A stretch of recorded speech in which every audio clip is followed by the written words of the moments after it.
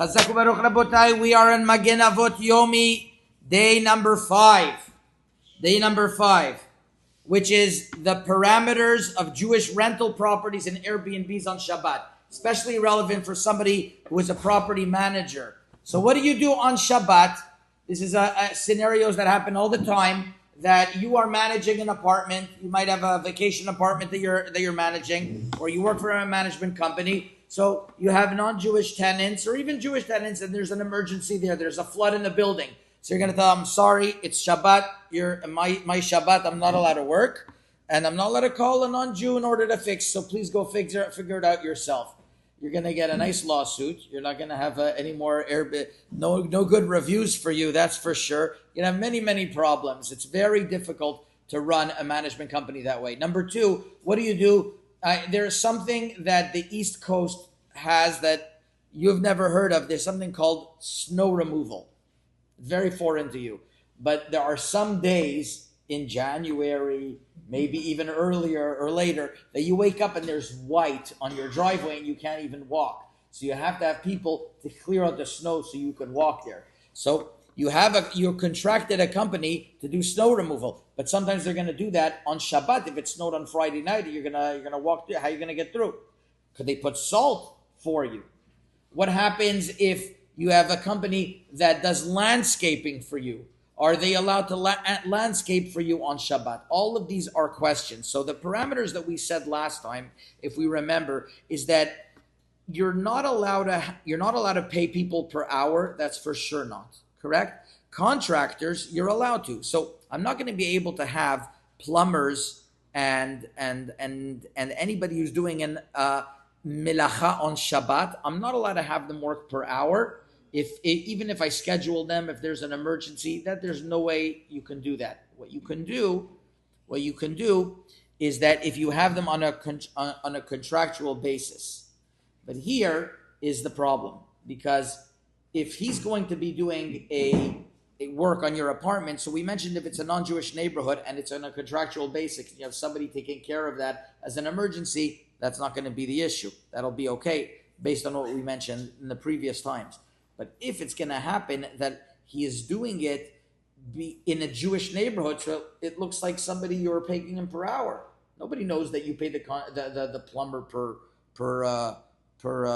job. A lot of times the plumber charges per hour. So why would that be allowed? So the way around this, we bring from Rabbi Elyashiv. It says over here that he wrote. I have to check. It's Kovetz Teshuvot. The Kovetz Teshuvot of Rabbi Elyashiv is the way to do is you get the renter.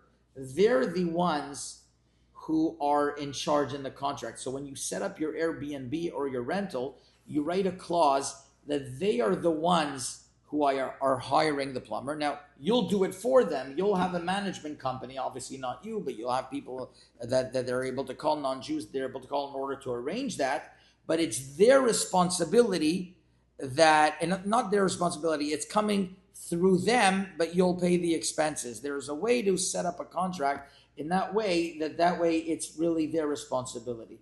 Reb Chaim Cohen from the Business Institute of New York, in Flatbush in New York, he mentions that the best thing, if you have a large company, I didn't write this in the book, but in a large company, the best thing to do is that you set up a separate LLC of a management company.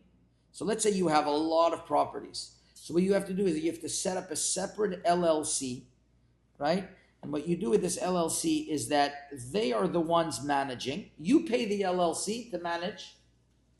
And so it's the same thing as you having your worker in the office. But the payment structure, you could say that they are a separate LLC and they are managing. With that happening is that the guy that is fixing, the plumber or whoever else, the construction manager, the handyman, they are reporting to them, who are reporting back to you. That works.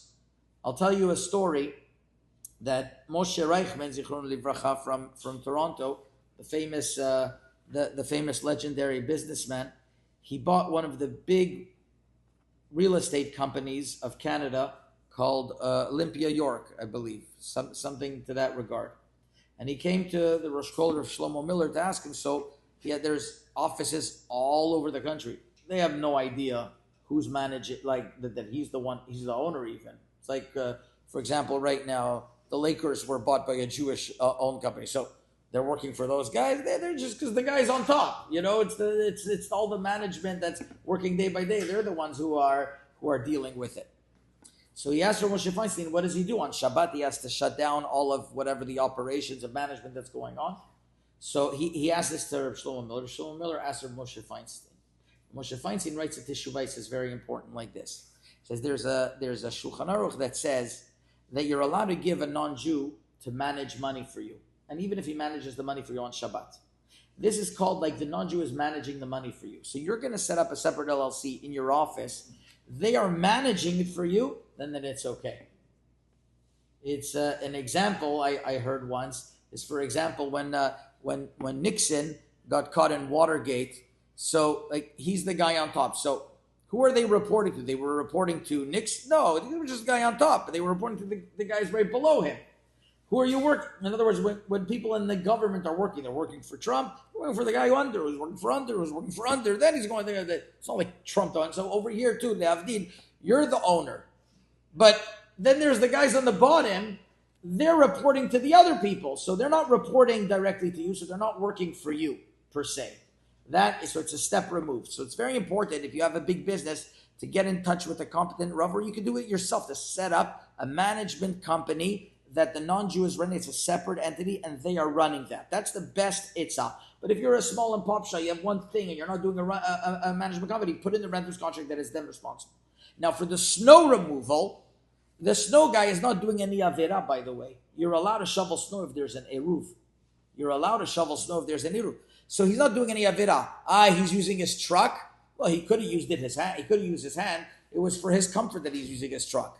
So he's really not doing any avera. Even putting salt on snow on Shabbat is not necessarily a prohibition. It happens afterwards. It's a grama. We allow that. So those are things that are very relevant. But a landscaper, he's mamash doing melacha. You should not have your landscaper on Shabbat in your house. People are looking at landscaper. He's doing melacha on the ground on Shabbat. You should always schedule your landscaper not to go on Shabbat. And that's easy to remember. But what about Rosh Hashanah?